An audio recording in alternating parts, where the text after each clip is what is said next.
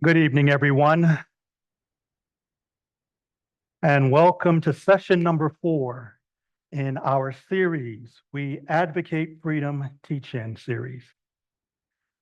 This series has been designed in response to passionate questions that were presented to Iliff during spring 2024 in the wake of October 7, 2023, the violence that has been ongoing in Israel-Palestine. As we gather tonight, we light a candle in recognition of the 1-year anniversary of the extreme and continuous loss of life in Israel, Palestine, and surrounding nations.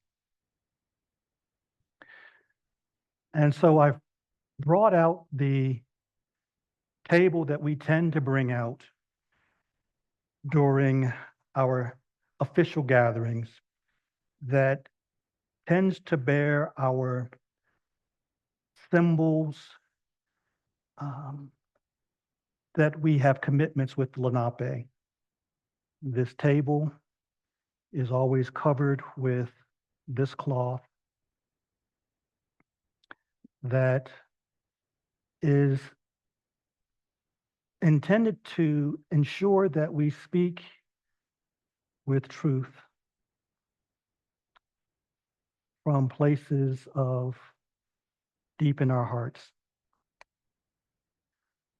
I present tonight this chalice, which is a Unitarian Universalist chalice, their symbol, but it was gifted to me by one of my former students on the occasion of her ordination. And the Unitarian chalice always has a candle within it. But tonight's candle is from the commemoration service that was at Temple Emmanuel on Monday night, commemorating the tragedy of October 7th. And so we light this candle within this unity chalice on this night.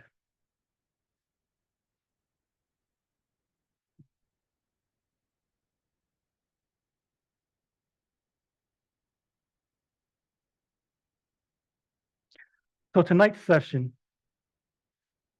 is United Methodist Church social principles and the impact of socially responsible investments.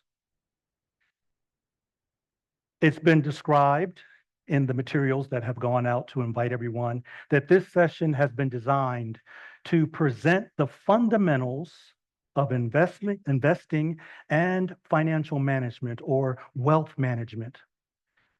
As a theological school at United Methodist Church, we are guided by a policy of social principles that encourage us to do no harm.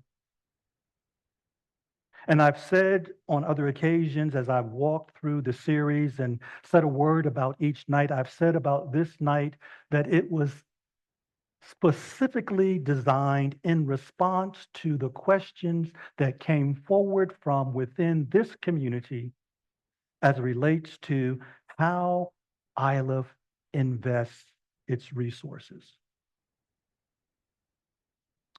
Our presenters for tonight, you have seen their biographical sketches online, and we are welcoming 2 in person and 1 person who will be with us by way of a pre-recorded interview.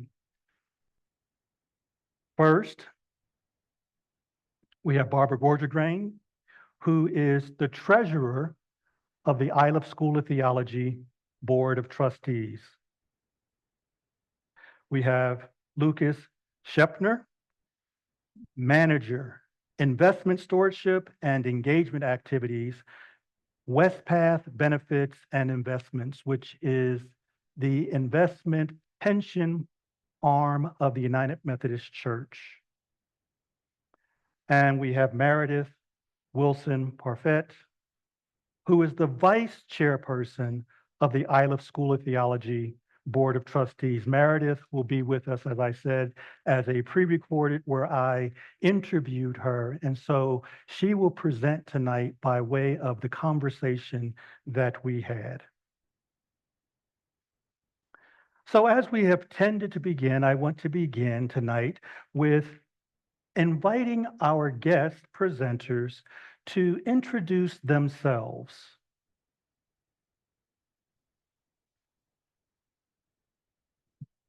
We have Iliffians and those who are affiliated with the United Methodist Church, who are board leaders and denominational leaders, persons who are able to educate us as well as engage the community on your passionate concerns related to Iliff's money management.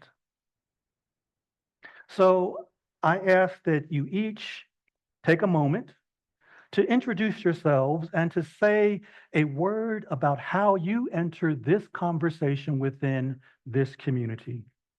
And so we begin with Barbara. Great. Thank you. And one of the things I never learned to do properly was change slides.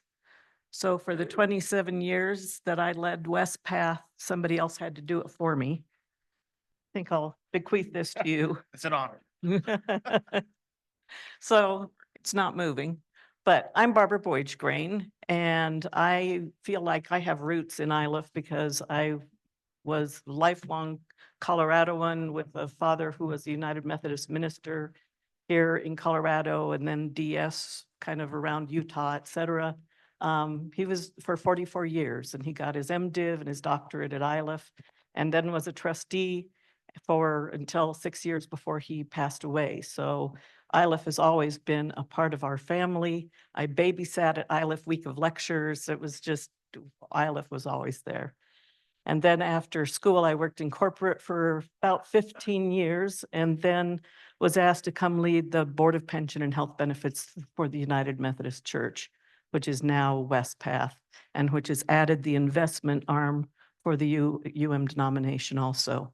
So I did that for 27 years in Chicago and then retired just a couple of years ago back to Colorado and was asked then to come onto the board of Iliff, which seemed like a natural family thing to do. So it's been my privilege to be on our board.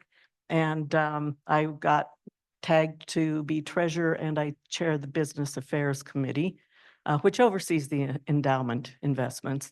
And we'll talk about socially responsible investing a lot tonight.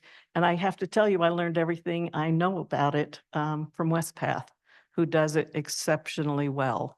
And so I leaned on Lucas to come out from Westpath and help talk about this because he and they are the real pros. So Lucas. Thanks, Barbara. Hi, everyone. I'm Lucas Shepner, Manager of Sustainable Stewardship at Westpath. A lot of what my work includes is working with our asset managers, companies, policymakers on engaging on the important sustainability and ethical things that the church calls us to improve the world upon, especially when it's things that are going to screw up returns for the Methodist Church or our investors 20, 30, 40 years from now. So things like climate change, human rights, diversity and inclusion, that's a lot of what my team's work works on. I've only been at Westpath for going on about 2 years now, though I've worked with them for a long time, in part because when I used to manage some climate change related research at a different research company, as I was telling Barbara, the people who were best at calling me out on my BS and my research were Westpath. It wasn't the big banks. So there's always been smart people there. And now I'm here trying to make sure that we can come up with good returns for our investors while also trying to improve the sustainability of the world around us. Thanks. And Meredith, speak to us. I'm Meredith Wilson Parfit. I graduated from Iliff in 2022 with the MAPC degree, which is a master's in spiritual and pastoral care. By training, I actually started my career in finance. My first job 25 years ago out of college was at a brokerage firm. I took all of my securities licenses, didn't actually know anything about investments, but it was the job I got at the time, and so I made do and figured it out. Over the years, I ended up working in hedge funds, alternative assets, venture capital, private equity with large endowments, things like that, and got to know the ins and outs pretty well. I came to Iliff on a kind of career pivot. I wanted to become a hospice chaplain. I had a lot of interest in death and dying. So I spent my time at Iliff pursuing that, but also wanted to jettison chaplaincy back into the business world and do crisis management. So working with organizations facing big issues. The way I frame my career, my trajectory, is that sometimes I use my chaplain brain and sometimes I use my MBA brain. And when we think about investing today and when we talk about it, it's that convergence that I think actually will be most interesting. In 2013, started an impact investing portfolio with my husband. And so we, over the years, have made global investments in social entrepreneurs trying to make a difference. And so my thinking about how investing works has become more nuanced, but some of the basics still apply. And so if you're wondering why she keeps turning to her right, that's where I was seated. And in fact, I didn't know if I was going to show up on camera, so I wore the same thing that I wore when I interviewed her.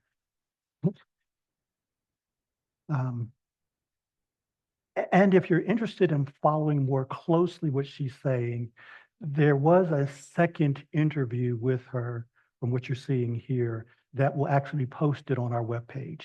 So you can really focus in on what she's saying, and then you will still have this opportunity for this evening for this larger conversation.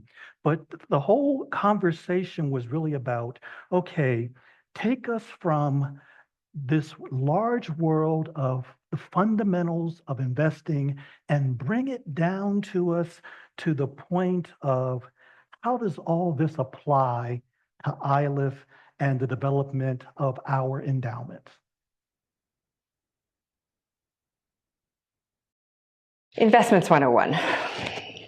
Probably the best place to start in thinking about investments is that it's always based on trade-offs, and none of those trade-offs are absolute.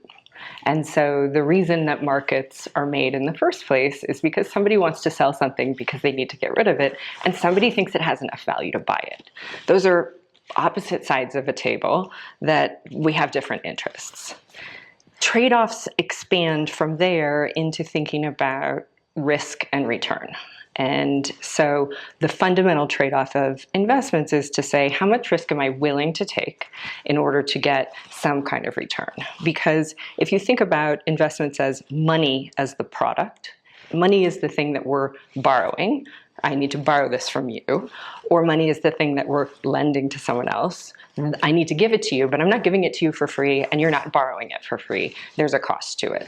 So the way that breaks out in what we call the capital stack is that you have cash. There's no return on cash. I give you $1, dollar back. If I loan you $1, that would be something like fixed income or a bond.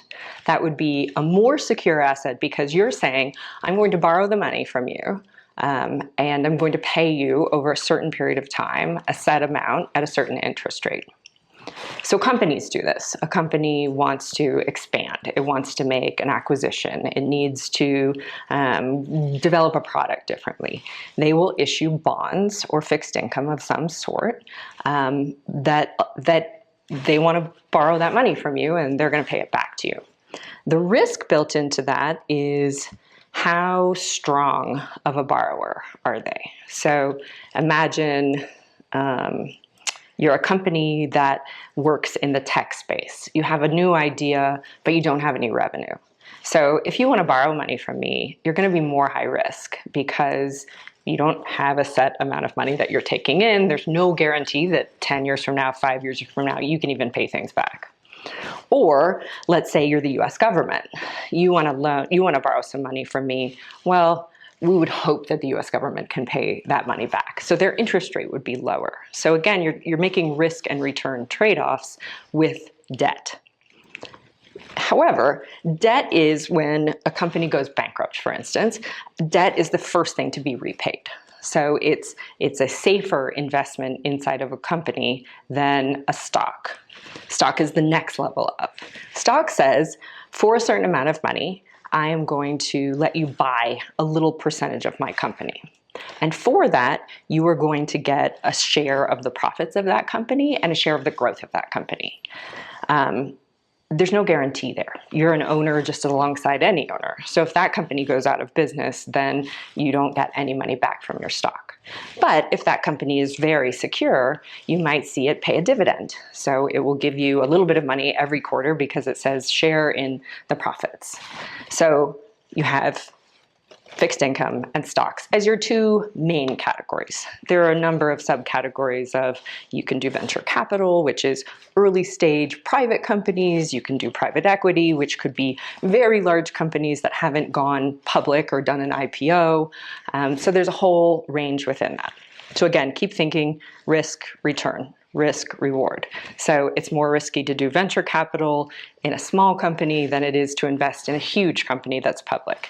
It's more risky to invest in like a tech company that has no revenues than it is to invest in a company that makes a very stable, non-interesting product that it's done for 100 years that has a big market. So we're weighing these things when we look at any investments. That's just the basics of it. It gets more complicated if we say, well, now we want to bring in international companies. And now we want to look at international companies in developed countries and developing countries.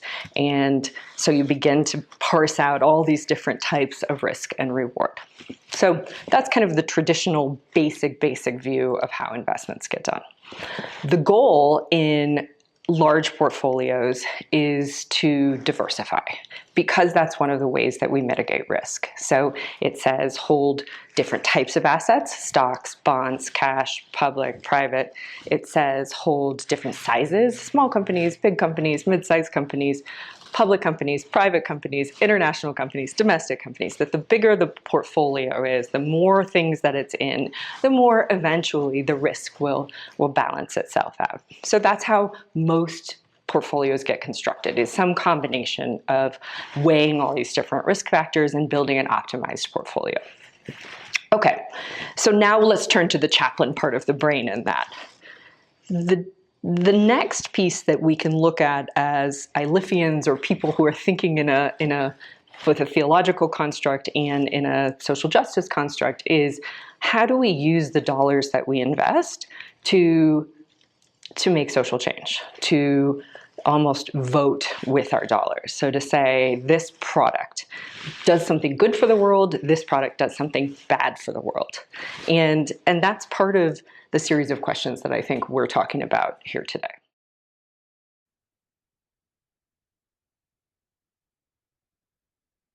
And so now we turn to our panelists, our discussants who are present with us. We've had the broad stroke framing. So Barbara and Lucas, please talk with us about our investments and the policies that guide how the Iliff board maintains fiduciary responsibility. Happy to, and it is great to be with everybody today. So thank you for coming and sharing this time with us. Meredith is hard to follow even when she's on videotape, and she's absolutely brilliant. I'm so glad she's on the board. It's all extemporaneous. I mean, she walked in, sat down, and did that. I'm always amazed. But so what Lucas and I hope to do next is to embellish basically on what Meredith described. So I'm going to talk a little bit about the Iliff endowment. I'm not going to use a lot of numbers, but just give you some ideas of scope and size and what we are doing within it. And then start talking about, so how do we come to socially responsible investing and what does that mean for this endowment? And honestly, one of the things we discovered this year as we were looking at that, and as our students were asking very good questions about that, we realized we don't do very much of it, and we need to do more. And so as we started talking about, so what's the framework that we think about that with? That's when I reached back into my history and said, well, there is an agency in the denomination that spends an awful lot of time on this. And United Methodist Church spends a lot of time on this. And so maybe we start with understanding their framework and then think about how that applies to Iliff. So just to begin with, Iliff has an endowment fund about $42 million. Now that's fairly evenly split between restricted funds and unrestricted. Restricted means that it's donor restricted. It can only be used, proceeds from that, only as the donor has determined. Could be scholarships, could be programs, could be something else. And then the half that's unrestricted, the Board of Trustees and the Iliff leadership have more say about the proceeds from that fund. And roughly 5.5% is drawn from that in most years and then used with Iliff's operations. And it's also how we support students, scholarships, activities, et cetera. As Meredith talked about, it's invested in equities and fixed income or bonds. And very classically, as most endowment funds that I have ever seen, basically 70% in equities, 30% in fixed income. Within that fixed income, there's 4 million that's in a screened fund, the Garcia Hamilton Fund. That is the only amount within the entire endowment that currently is screened, meaning that it does not purchase stocks of any companies whose primary business is alcohol, tobacco, or munitions. So that gives you kind of the scope of where we are in the in regarding socially responsible investing. So I'm going to spend a few minutes picking up on what Meredith talked about on the fiduciary responsibility and then balancing that with the socially responsible investing. President Butler sent out to all the students about a week ago the investment policy that guides the trustees in overseeing the endowment fund, and then also the socially responsibility policy. On Iliff's policy, just to highlight quickly, the investment policy states that the purpose of the endowment is to meet the funding needs of Iliff while maintaining the real value of the investments into perpetuity. That means we are long-term investors. And that's the view that we have to look at that with, is always how to make sure that that principle is here for the next group of students and the next and the next.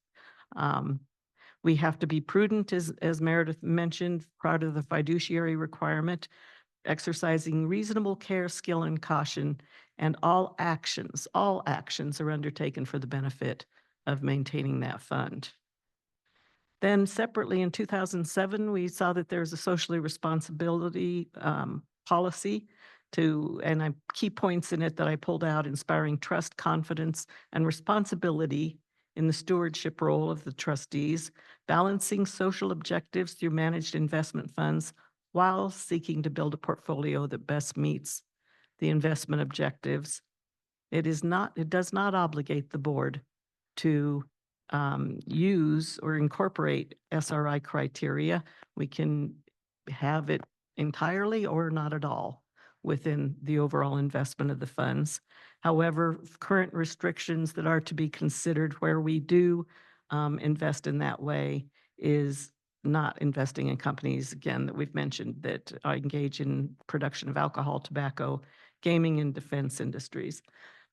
So I'm going to turn now to the UMC's language on this very briefly. Again, this has been fought over at general conferences ad nauseum. And there's a lot of work that goes into the language in paragraph 1504 is more cut and dried because it's the fiduciary requirements. And as Meredith mentioned, that's a legally required position to discharge our duties in the sole interests of whoever our participants and beneficiaries may be. In this case, it's Iliff School of Theology and the perpetuation of the fund. And to do it with care, skill, prudence, and diligence. And that is not to be at the same level of care or skill as a regular person, but as of another expert. So we need to have targets and measure how we perform and make sure that we're performing as this in alignment with other experts in investing funds. And then paragraph 717, and I hope you all take time at some point to look at the Book of Discipline and to read this paragraph and the social principles, which I think are fairly profound, honestly. And that is that any related organization is to make a conscious effort to invest with the goals outlined in the social principles. So what are the social principles? It's a compendium of, like I said, rather profound language that talks about what the United Methodist denomination overall believes. And these were recently updated at the most recent General Conference. They say a lot of things about just about everything in the world, communities and human rights. But it's also something we spent a lot of time on at Westpath and really focused on, and then said, okay, so we're managing, when I left, it was about $30 billion. How do we manage all of this money? And all of Westpath's money is socially screened and SRI related investing. How do we do that? And what does the church really mean when it talks about it? Well, invest responsibly. So we need to promote racial and gender justice. We need to protect human rights, prevent the use of sweatshop or forced labor, avoid human suffering, preserve the natural world, and mitigate the effects of climate change. That is a lot to ask for to do with your investment policy. And avoid certain investments, weapons and armaments, alcoholic beverages or tobacco, private prisons, and pornography. And then they go on to say, you don't just screen, which is passive. Screening means you simply don't purchase certain companies, stocks, or bonds, but you actually go further. And Meredith talked about impact investing. So you actually try to do good in the world, which I think all those 100,000 plus Methodist ministers and their family members, in fact, want to have happen with their pension and other investment monies, is that you really try to invest in those companies that are doing good and making a difference. So go ahead, Lucas. So I'm going to do just a couple quick things now to show you where Iliff is in this. And I'm not going to spend much time here, but again, I want to tell you a little bit about if we were talking about divesting or screening out certain companies, what does that look like? Because I've also found in my time at Westpath, sometimes, especially on single issue items, we'd spend a lot of time talking about something that was fairly small. And one of the things we really needed to talk about with impact is how much impact and where can we get the best impact for our efforts. So within the overall Iliff portfolio, there's 3.2% of the assets are in weapons. In Israel, because I know there's some discussion about Israel and Palestine and divesting, or should one thing or another happen within that. Within Israel, it's 0.7%. Then that's within the equities portfolio. Within the fixed income or the bond portfolio, weapons 0.4%, Israel 0.1%. I'm put U.S. Treasuries on here because when armaments or defense or anything like that is mentioned, we always have to look at ourselves and try to make sure we're holding ourselves to honesty and saying yes, but almost any fixed income portfolio will have a significant amount of U.S. Treasuries. And what do U.S. Treasuries do, but also help fund our armies and our defense, et cetera.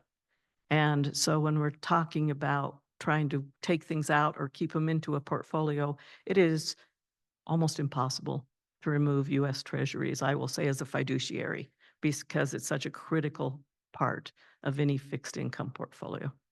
So that was a drive-by of the Iliff stuff and where we stand right now that I think is relevant to this whole discussion.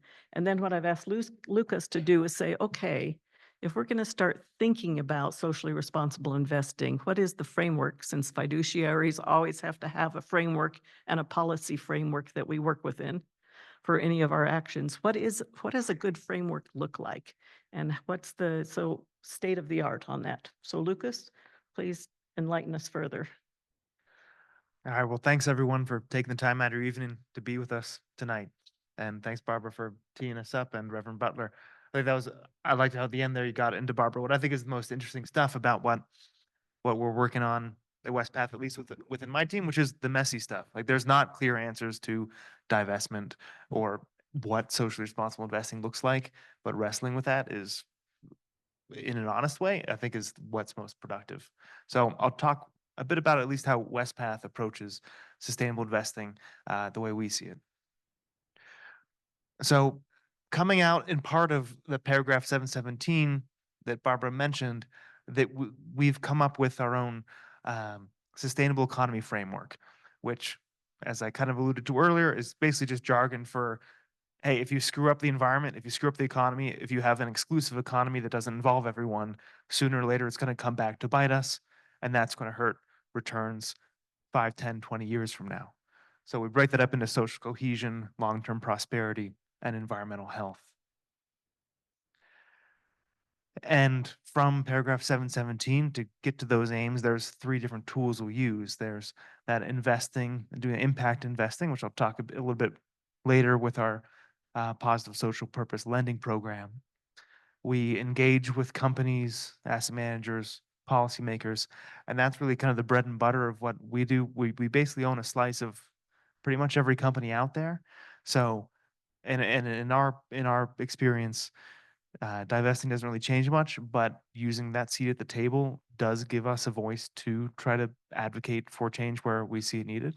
So engage, in my opinion, is the most important part of this toolbox. And we have avoid, where we avoid some business lines like alcohol, armaments, that we've been called to not invest in based on ethical grounds, as well as some with some additional screens based on where we see human rights or climate risk just being so high that these aren't good investments just from a financial perspective.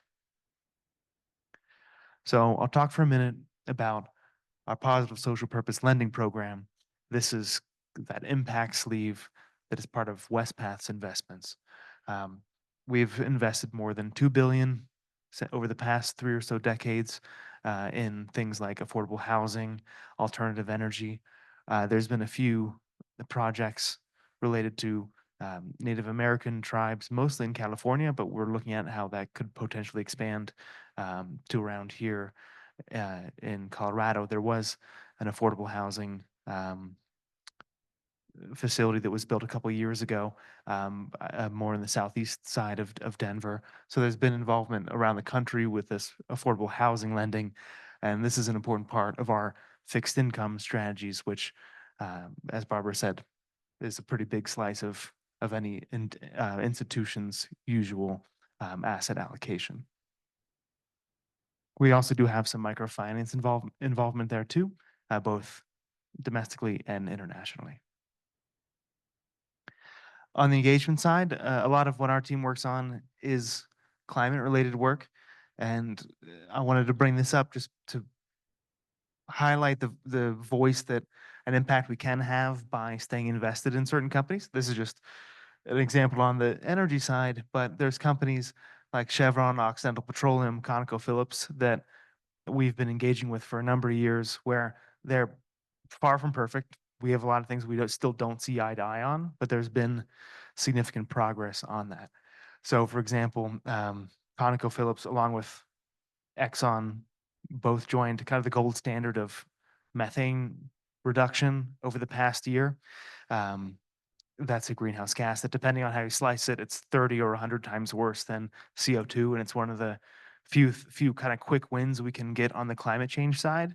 So pushing these companies who, to be honest, they would love if we divested. Chevron would love nothing more if we sold them and they didn't have to talk to me and my colleagues about their net zero plans, things like that.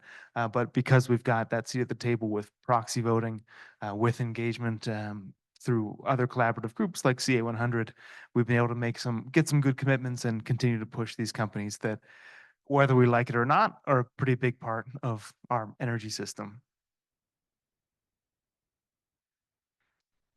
And then one thing that has come up some as the Methodist Church and Westpath has had to push and pull around whether there should be increased divestment from fossil fuel companies in the Methodist Church and within Westpath is kind of, to be honest, holding the line against a lot of environmental social governance, ESG pushback and political pushback against responsible investing over the past couple years.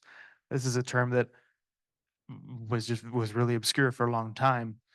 When I first told my mom I was doing sustainability research, she was like, "So, are you a communist or what's going on?" But now Mike Pence and everyone else has been mentioning it for a couple of years now. Well, the Methodist voice and Westpath's voice is pretty small in the big picture. We do manage getting close to $30 billion in assets, but on a global scale, that's pretty small. We're working with asset managers who might have 100 times that money. But our voice has been a pretty unique one in being able to be involved in things like the UN Principles for Responsible Investing and their net zero asset owner alliance, and being on a couple leadership tracks there, where even though we're a pretty small player, that faith-based responsible investing voice has been able to be a pretty big part of setting global standards around things like, what does the oil and gas standards look like 30 years from now?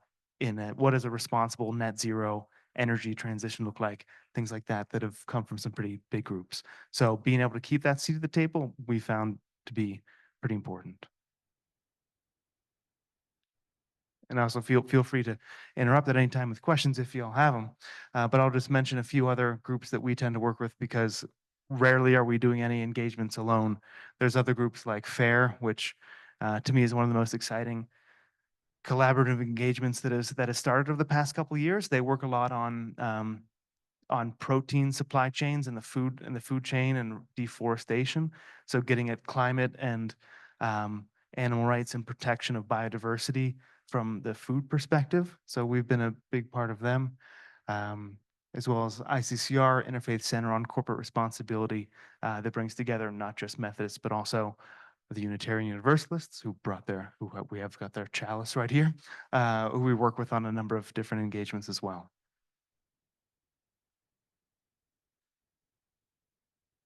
And then I'll talk just a little bit more in detail about those investment exclusions that we mentioned earlier. In addition to alcohol, tobacco, adult entertainment, weapons, we've also got screens on gambling as well as private prisons. So that's another thing that Westpath does not invest in. And sometimes there's interesting nuance here. Like I said, it's easy to get trapped in the details of stuff that is really a very small amount of investment. But things like Moet Hennessy, which they have a lot of luxury bags and clothing, but they also make have some alcohol revenue, where you're kind of sitting at like 10% of how much money that a company might be making from some of these areas. There are some judgment calls to be made that we follow the church guidance on, as to determine whether a company really is involved in these things that are misaligned with our values, or if it's kind of an ancillary business that doesn't really follow the spirit to exclude them, or if it's a company where we're better off actually engaging them to try to get them out of whatever line of work this is.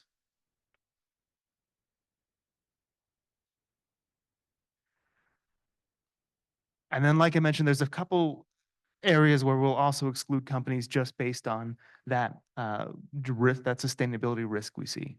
So generally, companies with significant revenue from thermal coal, we do not invest in them.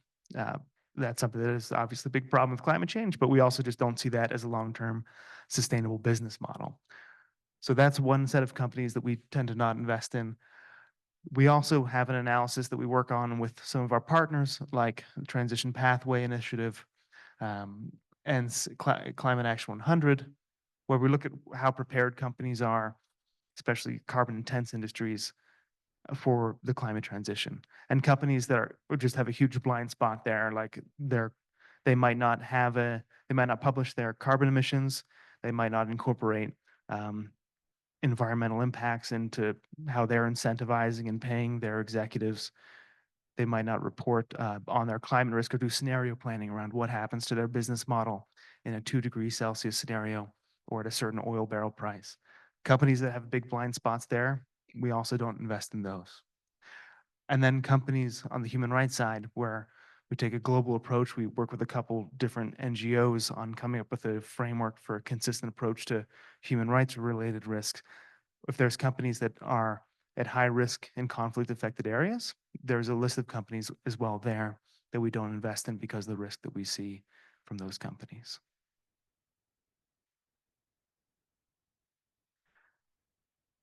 So with that, I'll move on to the second section here, where I'll dig in a little bit more on the human rights side of how Westpath approaches our sustainable investing.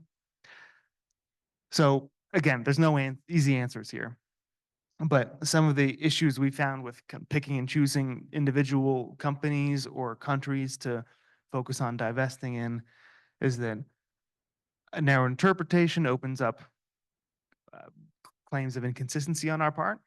So like the U.S. Treasury's point that Barbara brought up, there was a lot of discussion at a general conference this past year about countries who have had long-term military occupations of portions of other countries. And then there were some delegates from Africa who brought up, well, isn't that what you guys are doing in Guantanamo Bay? Which is true. So, and the U.S. Treasury support that. So we realized that we got to be consistent globally about how, and just use certain standards when it comes to applying the human rights risk analysis that we currently do. I'll move on to this next slide here and get into some of the details of that. So here's with our partners at Heartland Institute, which is an NGO out of Michigan that we work closely with. They've come up with a framework that we go through with them, where we look at companies and decide, okay, how close are they, how associated are they with a certain human rights risk or existing conflict-related violation. So one is just that geographical risk, how close they are to the actual area that's in conflict. Another one is how close they are to other actors involved. So for example, you could take a company like Caterpillar where their bulldozers might be used all over the world and therefore used in certain conflict areas. There's other companies like oil and gas companies in Burma and Myanmar where they're even tighter. Like they're using, or at least in the past have used, straight up military patrols to control their pipelines and are a key silent part of revenue for the government. So there you've got an even tighter relation with those main actors who are committing human rights violations. And then another one is looking at the operational side, where we might have to speculate a bit more about where that overlap is going to be between a company's activities and where those violations might be occurring. And I see part of that is also looking at what are the levers we have or that the companies have. So to be honest, the angle that Westpath has, at least, or other active investors who are trying to use the engagement arm or using proxy voting to change the behavior of companies, I feel like there's a strong case there for doing that when it comes to climate change. It's harder on the human rights side, or at least when there's big government involvement and conflict involvement. It's even harder there than it is with, say, forced labor in the supply chain. So that's one area where we're also looking at particular companies where we might have a little extra leverage, or they might have more leverage than usual over government, where in that certain case, engagement might work out better than it usually does. So a few of these cases where we have found those opportunistic chances to engage on human rights. Heidelberg is a company that one of the largest cement producers in the world. They've increased their human rights due diligence assessments after some engagement from Westpath and others.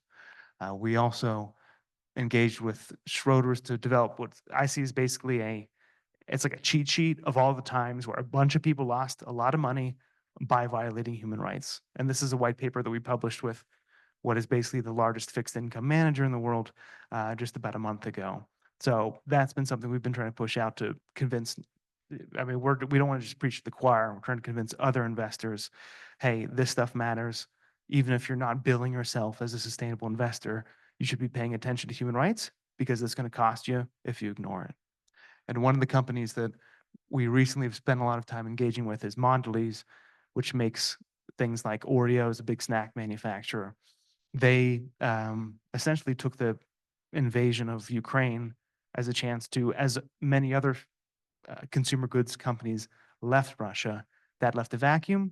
Mondelez said, hey, this is a great chance for us to increase our market share, and has gone into more into the country, and also said their CEO had probably not the most nuanced op-ed, but saying, hey, we're not hearing anything from our investors that they care about this issue.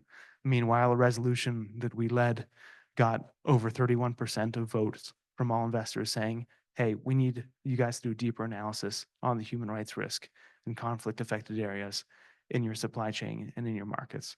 So we've kind of been hitting a wall with them, but there's a lot of investor pressure that is supporting us and trying to show, hey, here's a great case where human rights matters not only on the ethical side, but it also matters a lot for the sake of the business. And the last thing I'll mention is just that we've, especially out of general conference where the Methodist Church had a real reckoning on, hey, where are we headed forward and what our sustainable investing program looks like. We've been expanding what we call our social values choice funds. So there we have a suite of parallel funds to our normal broad offering that has enhanced restrictions on things like human rights, where there's more companies excluded there, take a little bit of a more conservative approach, as well as they're all fossil fuel free. So these are, we've been trying to also take a broader tent approach of let's be responsive, let's take seriously the concerns we hear from both pro-divestment and pro-engagement advocates, and offer different funds that work well for each of those parties. So thank you all for the patience for listening through all this late in the evening. If you got any questions, please let us know. Happy to go to Q&A now. If you want to take a look more at some of our sustainable investment work, there's a QR code here we can scan to take a look at our latest sustainable investing report. Thanks. So thank you very much, Lucas. And we are open for questions. I will just say, I appreciate your listening to all this, but I hope, if anything, you got an understanding and appreciation that when we talk about socially responsible investing, there's a lot there that needs to be considered, understood, thought about, and a lot of opportunity. So it's a lot in front of us on that. I do see a question. Willow. Take all the questions.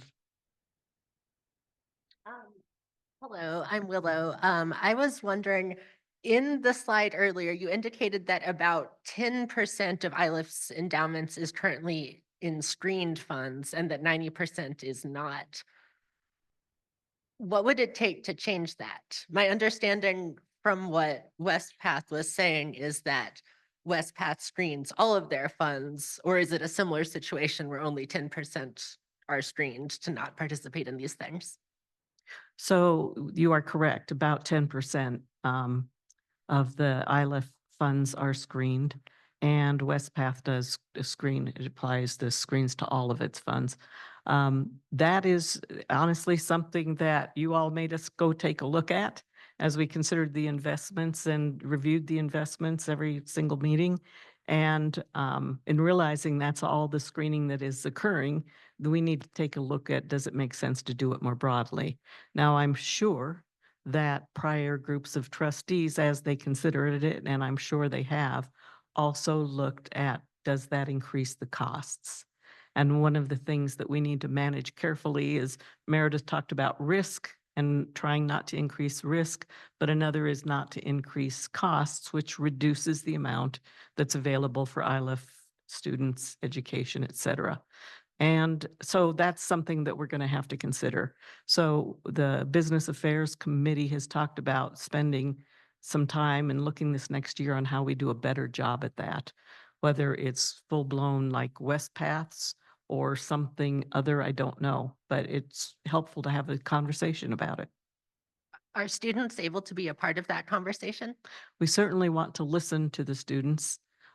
There's a time when the actual fiduciaries who have the liability will want to then sit and talk to themselves and each other. But certainly the opportunity to hear students and what students want or are thinking, as well as alumni, faculty, everybody else who has an interest in that fund, certainly we'd like to hear. Mhm. And then I hear the kind of acknowledgement of single or specific issue things and how complicated that can be. I'm curious, something that has not been clear to me, does Iliff or the United Methodist Church or West Path consider Israel and the United States Army occupying or supporting the occupation to be committing human rights violations? Or do we not think that's really something we can come to a decision on? Because that is unclear to me. So I think it's unclear in general. I have spent a lot of time actually in my prior life at West Path in that area.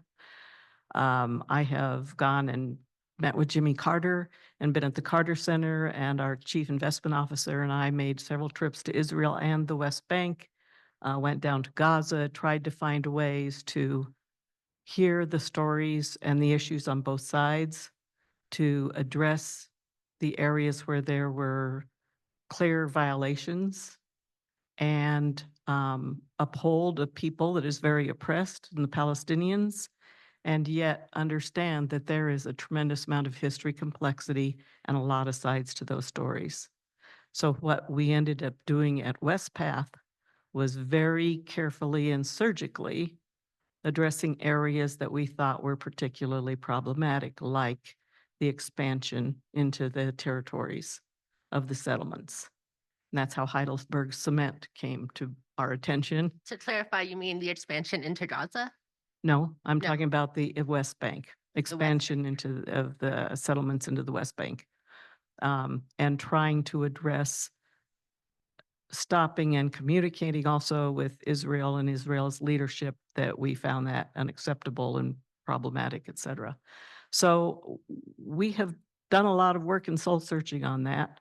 West Path is way down the road from where Iliff is at this point as far as the endowment's concerned.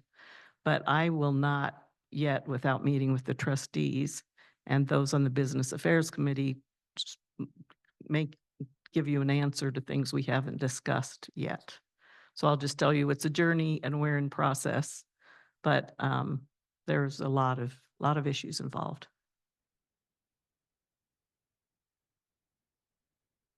I would love for hear Sure, from you on sure. that too, So- if you wouldn't Sure. mind. Sorry, Lucas. No, thanks, Barb. Yeah, thank you for the question. So, I referenced General Conference earlier, which was where a lot of rulemaking, decision-making about the future of the Methodist Church took place for the first time in 8 years this spring. And one of the major points of legislation and discussion was around investment in countries involved in long-term military occupations, which basically there was kind of a short list of a certain resolution that was brought forward that included Israel, Morocco, Western Sahara, and Sudan, a couple other countries there, where there was, if you remember, we talked about paragraph 717, which is kind of a black and white, hey, here are things you cannot invest in. A resolution to exclude investment in those countries that were deemed involved in those military occupations did not pass to join that paragraph 717 black and white screening. There was a resolution that Westpath didn't oppose that was something that went into the book of resolutions, which is closer to those social principles, more like consideration aspirational, that did call for Methodist groups to prayerfully consider divesting from those countries. And we didn't oppose that. That passed. And that's something that our new board that is coming out of that new general conference, that's something that's really one of the first things on their agenda is to take that seriously, because we want to make sure we're implementing that in good faith. Now, what that means, that's yet to be seen. We got to make sure we manage that with the board and figure out what the right way to approach that is. But that's been something we've been called to prayerfully consider, in addition to the existing screens we've got on certain companies, banks, conflict-affected companies. More to come on that over the next year. Thank you.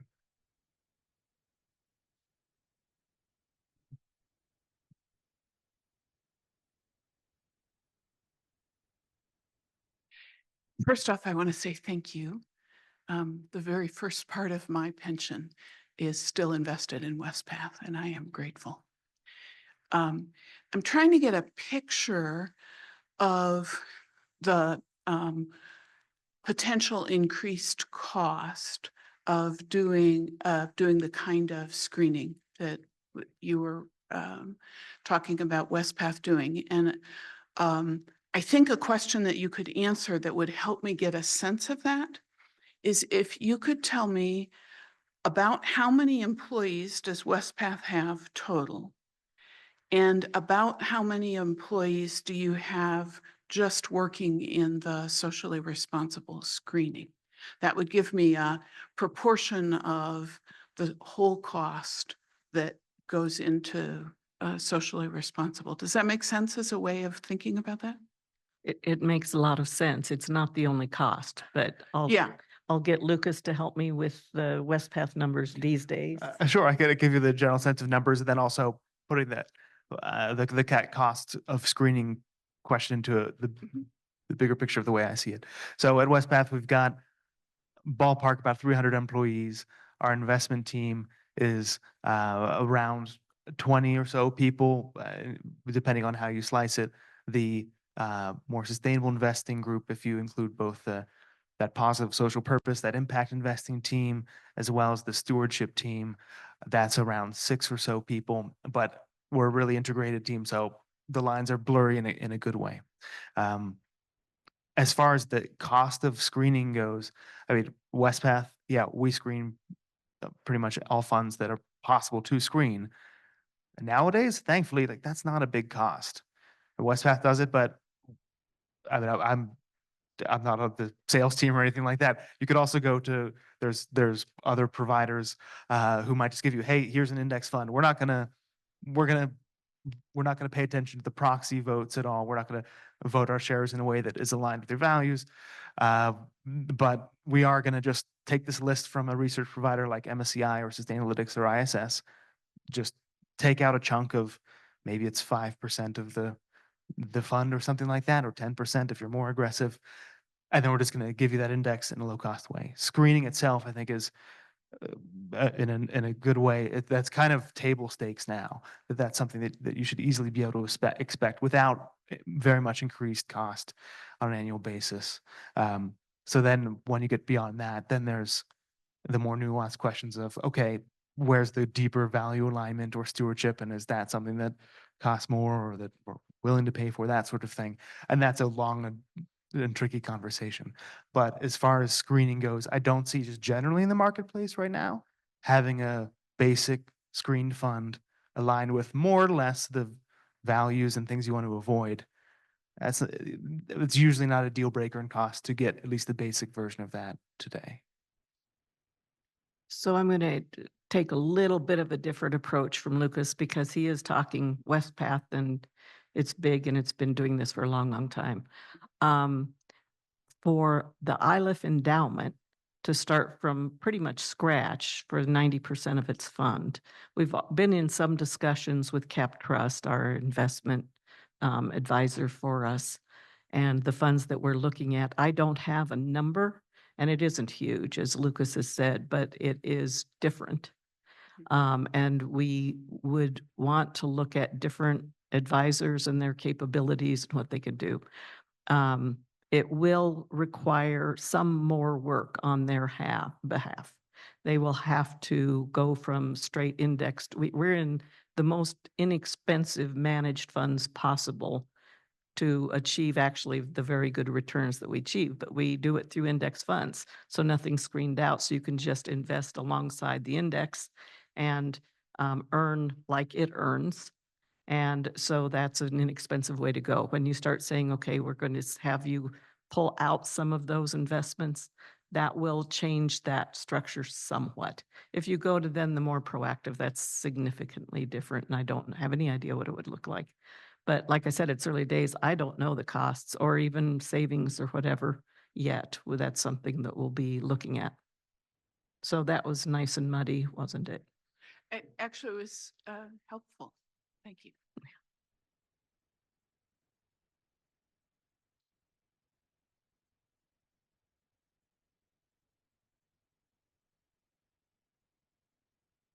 This is more of a clarifying question to the exclusions. How does Westpath define armaments and companies that are excluded because of relations with that? Sure. So the probably highest line definition there is about 10% of revenue from military related contracts. So there's more black and white exclusions around things like involvement in nuclear weapons or controversial weapons like white phosphorus. But I think that where the impact on our investments is biggest and where the decision line is muddiest is when you get a company like, say, GE, who might be supplying some engines for planes that might be carrying missiles and things like that. Or like you can get really in the weeds. I've spent way too many hours in discussions about like, okay, well, if they get 2% of revenue from making slings and scopes, does that count as there's a lot of granularity to how you can slice it, but in general, 10% is around where we draw the cutoff of. If there's not anything that's really controversial, if it's general revenue, that's where we draw the line of that's a major revenue line for your business. And that for most of our screens, including armaments, is where a company tends to get dropped off. Which also means that a pure play company, like I don't remember if Smith & Wesson is still Around. publicly traded anymore, but an arms manufacturer that's usually very black and white because it's usually more like a retailer, like not anymore, but when Dick's Sporting Goods had more revenue from hunting and ammo sales, that was a company that had maybe 5 or 10 years ago been kind of on that cusp, but now is generally investable, if that makes sense. Just to clarify for my own, paragraph 717 does not lay out specifics as far as we do not, invest in XYZ. It doesn't put limits on percentages. Right. There's not black and white percentages in paragraph 717, and some of the other like the Catholic equivalent goes into some more detail around like, okay, civilian arms versus military contracts, things like that. Paragraph 717 is a little bit higher level, in my opinion. Sure. That's one of the things that those 3 staff at Westpath do that are on this all the time is try to parse what does that mean and what's the right percentage, and spend a lot of time trying to figure that out. Thanks. This is so interesting and helpful. I think this is a question for Barbara. I wonder, is all of Iliff's investments in index funds? And if so, like 0.7% in Israel is not going to have an impact. But let's say we decided anyway, let's divest. Is that even possible with indexed funds? Not with well, I don't know, Ted. we may need to move to an indexed fund that is similar but a little bit different or managed a little bit different. Cap Trust may want to pull that money out, but we may find that it is easier or cheaper to do with somebody else or a parametric or somebody that has a number of screened funds for a variety of reasons. Whether or not they'll screen for Israel is another one I don't know at all. So there's a lot that we'd have to find out, but I'm sure it's possible.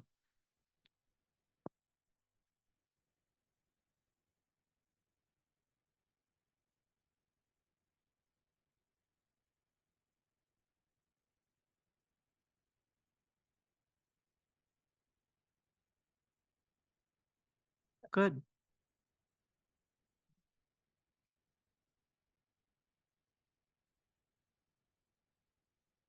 I'm also thankful to Westpath, personal investment plan and retirement. And I'm glad you're financially responsible as well as socially responsible. My question is, maybe more Westpath.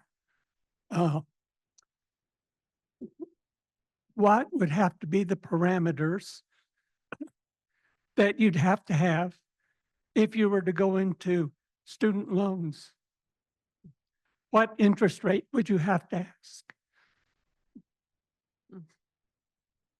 to be financially Yeah, responsible? that's a good question. And to be honest, I don't think that's been something that we've really considered too much as far as a direct investment, whether that's just kind of in the traditional lending portfolio or in that social purpose lending program.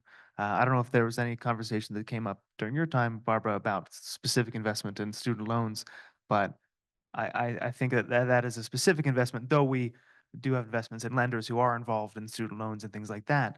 I'm not too familiar with any particular discussions around that, but what would you say? We did have discussions about that. And we work closely, Westpath works closely with conference benefit officers and some of the staff at the annual conference level, but also the endowment funds at the annual conference level. And in working with those groups, they basically said that was an area that they were active in. That's not all of them. It's several, it's umpteen different conferences, but that was kind of the area that they occupied in some of those, and they didn't feel like a general agency really belonged in that space. As far as what kind of interest rate we would charge for that, I have no idea. It's a little more indirectly involved, but one thing I'll mention is that we're right now in the process of rolling out what we call Compass, which is basically just a very deep reform of how our benefits plans work to make them more sustainable. Part of that is trying to look at equity in how clergy people and other people involved in our pension plan are compensated. Part of that is taking advantage of some new changes of the past couple of years to the tax structure, which basically allows different denominations and Westpath to help out more with student loans in a way that wasn't possible before. And that's something that we've been, that we added on purpose to that Compass plan. So then, whereas 5 years ago, students, let's see, I'm trying to remember the details because I'm a little bit of an arm's length from it, but some of the tax benefits you would get from saving for your retirement now can be applied to paying off student loans in a way that couldn't before. And the way we've structured that new Compass benefits plan hopefully helps clergy people and investments with Westpath take advantage of that new structure. So indirect, but related to that problem of equity in student loans. Yeah. Sure.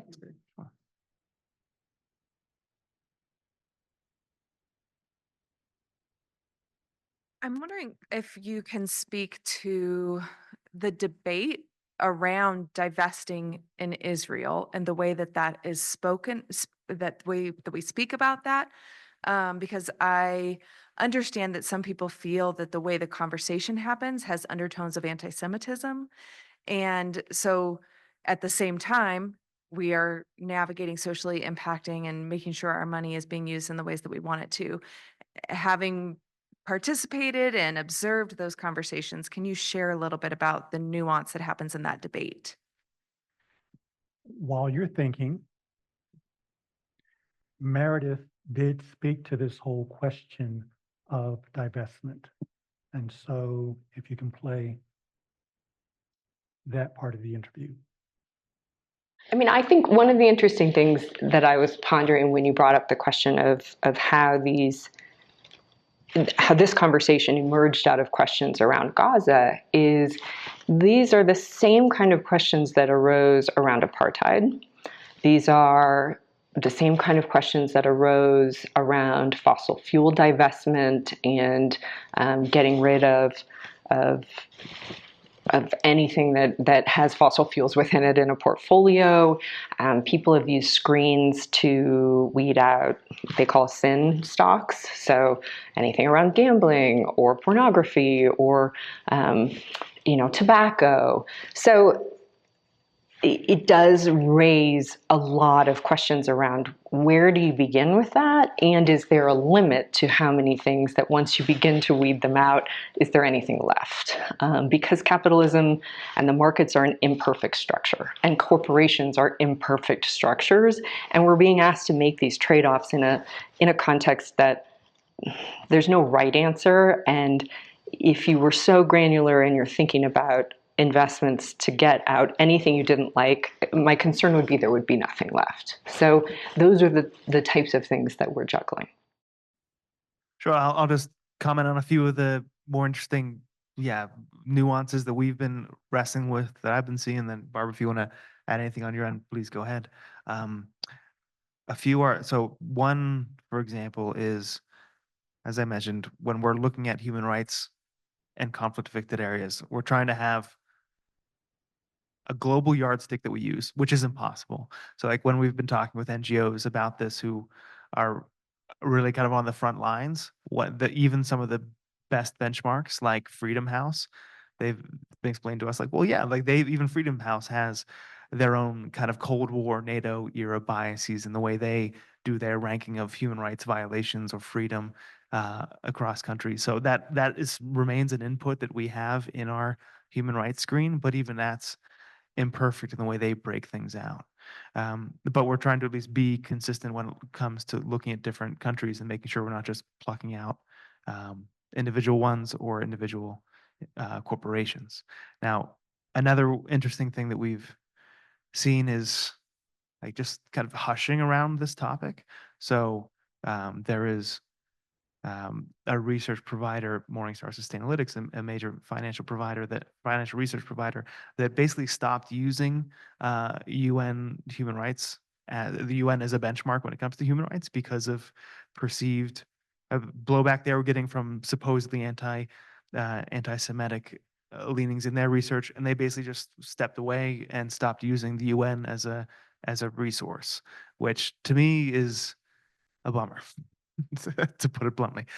So we had a meeting with their CEO recently, along with some other investors who were concerned about this, where there's not right answers, and they're gonna get blowback on either side of how they come down on their own research. But just to step back from important international institutions and global human rights norms is a problem that we're trying to push back where we can on. And then also when there are opportunities where we do have to make a change. Like I said, our levers are less strong in the conflict area where it's so much sovereign governments fighting other sovereign governments or non-government entities. But for example, with China and Uyghur forced labor, that's one area where we have been able to see one area where investors have been able to have some effort there, with particularly apparel companies where they've come up with some new technology to track the DNA of cotton and where that's being sourced from, which has helped us get companies like Abercrombie and Fitch and Under Armour to tighten up their human rights due diligence in that area of ethnic oppression in China. So those are there's just a few of the muddy areas that we've been trying to work through over the past year or two. and as you know, it's fraught. There's tremendous number of groups, both on the ground in Israel and in the West Bank, that are trying very hard to help work through these issues, to find a way forward for everybody. There's so much that is untrue that floats around. And there's, of course, everybody is pointing fingers at each other and interpreting what's being said. It's just a very, very complex and difficult area. What I have experienced after wading into this for a number of years is it's really important to listen to everybody. And one of the groups we listened to a lot was Palestinian Christians, and received a lot of guidance from them. And when I say when we first engaged them, they were pretty upset with us, with Westpath, because they felt that we had not done enough, had not divested, weren't listening to them, and life was more and more difficult for them. So the only way I know to deal honestly with that is to wade in and be with them and hear their issues and find ways to thoughtfully move forward, still understanding we're fiduciaries.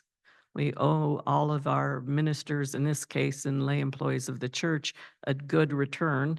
And we can't focus on one aspect of any issues within the funds without losing sight of all the other um, conflicting issues.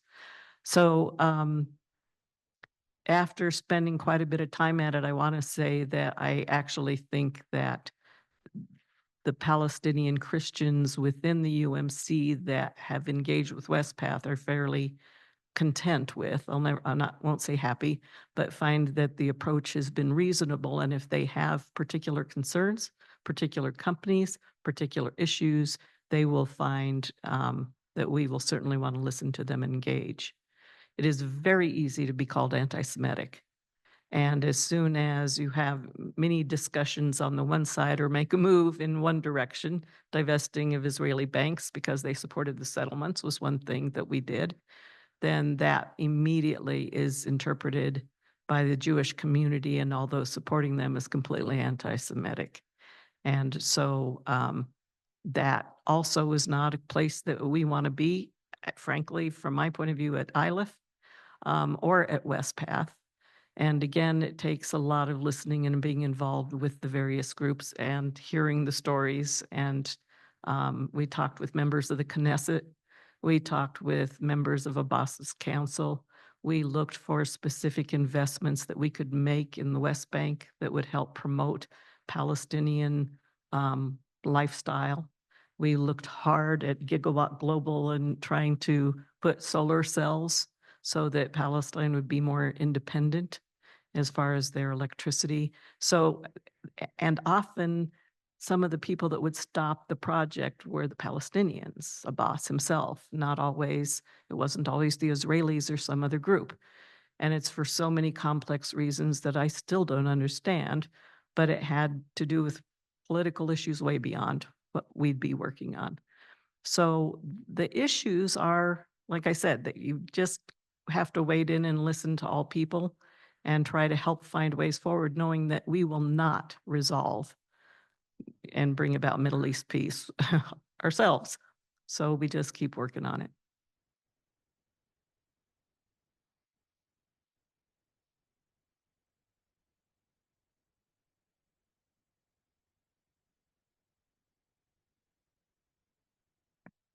Hello, Hi. my name is Brian. I first want to say thank you for the financial responsibility that you guys are doing on behalf of the seminary. And I want to thank you for being here this evening to listen and to talk with us. My first question, I have two. I'll try and be brief. My first question is, I'm curious, as it sounds that the Iliff Endowment Fund is separate from Westpath. Is there a specific reason that the Iliff Endowment Fund is not invested through Westpath, both for the benefit of contributing to what Westpath is doing, but also it seems as a United Methodist Seminary, there's a lot of alignment in the organizations? Yeah. So for whatever reason, yes, the Iliff has chosen to manage the endowment itself. And to my knowledge, I don't know if it's ever taken a look at investing with Westpath or others, but it is not currently. Yeah, I was just curious, if, is that, something that could be possible even, or what does that look like? Yes, although I think if the trustees wanted to change or look at different investment managers or advisors for the fund, we'd want to go out to bid and look at a broader group. And then Westpath would certainly, if the trustees wanted it, would be in that group that we looked at. They can do it. They have done that for a number of endowment funds across the country, but lots of places like to keep their money managed by them and close also. Seen a lot of that. Understand. Thanks. My second question, one figure that I've been inspired by a lot recently is Reverend Munther Isaac. He's a Lutheran pastor living in Bethlehem, and he's Palestinian. He's famous for saying, "Where is God right now? God is under the rubble." We've talked a little bit about the micro investment internationally, and I'm curious, what would something like that, and we started to touch on it just before I stepped up, but what would it look like to invest in a community like Reverend Munther Isaac's? It's something we could certainly look at and see if that could be a focus for some portion of the fund. What I have found, again, personal experience, is it's hard for a fund of any size to make the kind of micro investments that Palestine has, because you aren't personally you don't have individuals managing the funds. You have big companies managing big amounts, and that's what's keeping the cost down. So that's the issue we found with Gigawatt Global, is trying to focus in even a couple $1 million when you have a $30 billion portfolio. It's very hard to set aside people and time to do that. That said, doesn't mean we can't, and we certainly should. And again, we want to hear from you and other groups like that you're interested in. And Luke, is there any? Yeah, that this isn't a satisfying answer, but it is along these same lines. So I had mentioned a little bit earlier that we've been expanding our fossil fuel free and kind of tighter screen related funds. And one good piece of feedback, because hearing interest like that is super helpful. We heard from someone from the Unitarian Universalists lately saying, well, why isn't there more of this impact lending in these funds, that clearly whoever is going to be investing in these cares even more about these issues? So though there are the roadblocks that Barbara has laid out about different projects we've tried to bring to that area, I think hearing like, hey, there's a heightened desire for more of the slice of the pie going to that impact investing, and here's where we want to see it, whether it's Middle East, whether it's solar or tribal projects. That's something that we're really just over the past, I feel like 2 months, that's really opened up the conversation a lot as we've been going through this restructuring of what those funds look like. So it's helpful to hear. That is something we should increase the focus on. So thanks. Yeah, of course. I just want to say thank you one more time. As you know, as long as I don't put my foot in my mouth in the next 3 years, I'm hoping to be a United Methodist pastor. So thank you. Thank you. Thank you. Good evening. Thank you for all the effort behind the scenes to make this possible. It's good to get more information, and I'm wondering, would it be possible to send these slides out to the student body and the Iliff community in the same way that the investment policies were sent out? This is being recorded, so it will be available as you see it tonight. I don't control the slides. It's really for them. I know what's helpful is seeing, if we could go back to the Iliff Endowment Fund numbers, because that information is helpful to see the percentage that is invested in Israel and military, I believe it was, and US treasuries. And so I think that those two slides there, the fixed income and what is the one right before it? Equities. I think that would be interesting for ongoing conversation as an Iliff community around, as we're talking about the ethics around investing, learning what the United Methodist Church does, learning what our values are as Iliff. So we're talking real small, like real small, especially compared to like our neighbors at DU or anything. And so again, I think where I come at it from is what is our small offering as a community? Like you said, we're not going to change the situation in the Middle East, but what is our small offering as a group of people here together with pooled assets? And that's how I look at any of my activism. What is my small offering in this? And so I think I would be really interested in following up in conversation. If it's so small, can we explore that together? If we're talking at 0.7% in equities, and I think it was 0.4% in fixed income, what would it look like to go through that together? I think it's important as an Iliff community, and I also think it's important for those of us that are going out to be future ministers, future leaders of nonprofits. This has ripple effects. It might be 0.4% here, but I think that when we look at all the different places that each of us that's part of this conversation has influence, that all adds up. So that would be my encouragement. And then my other ask to you, Barbara, and I'm so sorry it's gathering days. My name escapes me, our wonderful president. Paula, thank you so much. So many people here this week. I'm wondering if it'd be possible for a group of students to follow up and be in conversation with the board. It'd be nice to do it by the end of the year. I know we come into finals week, but that we continue the momentum to be able to have, there's a group of us that are current students and alumni. We're doing the practice of trying to listen to each other, the heart and passion we bring, and also understanding the realities that you all face as a board, as our fiduciary trustees of this institution. So I'm wondering if it'd be possible for us students and alumni to meet with you by the end of the year. So on your last question first, I Mhm. absolutely, we Mhm. could be happy to have, I'll speak for my committee. Great. And Paula That's the gave me the Business Affairs nod, Committee. but I don't speak for the whole board, but certainly we very much want to hear from students. Great. And the board really enjoys that and has articulated that a number of times. Great. To go to your former question regarding the slides, the most important thing on those slides is the date. So I want Mhm. you to notice that because this are investment funds, they're never the same amount any 2 days in a row. So these things will all change. The other most important thing on that is you need to know that it says West Path at the bottom. This is not their information. It is Cap Trust's. Okay. And so I collected the information from Cap Trust, and then I begged Lucas to make my slides look as pretty as his. You did great, Lucas. And so I don't do PowerPoint very I was well. so proud of myself this morning as I was in my underwear, putting the soft focus on the picture. But yeah. Yeah. So just knowing those caveats, I don't want to get West Path tied into any information that's not theirs, but they were doing me a favor to make my slides pretty. And then my last ask before we wrap up, I see one of our wonderful co-chairs here. I'm wondering if you could help the student body facilitate conversations with the board. Okay, great. Thank you all. Thank you.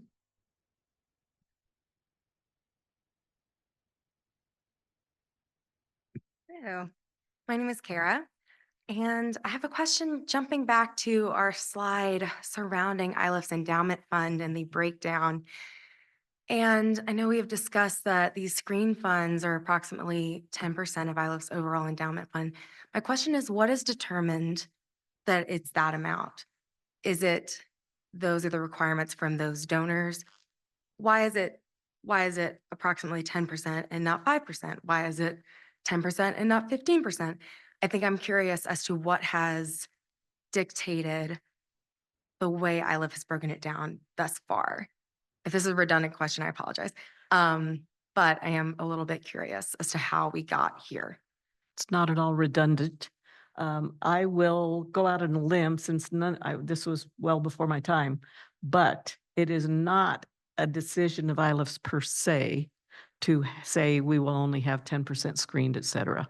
Most of the funds that are held in the Cap Trust endowment for Iliff are, like I said before, they're indexed. They're to follow the S&P 500 index, or they're mid-sized companies or small companies.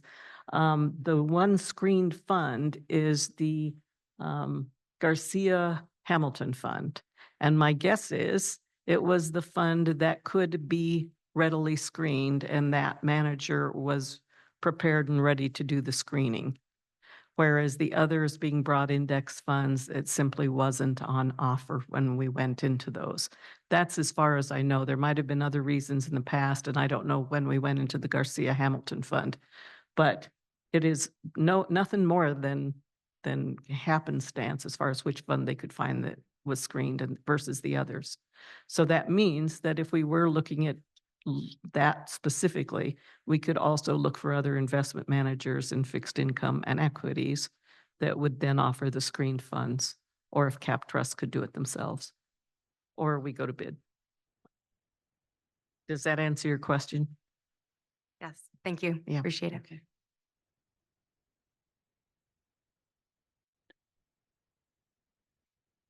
Our time has come to a close, and I want to thank everyone for being present tonight, especially our presenters, Barbara, Lucas, and Meredith, who was in the air.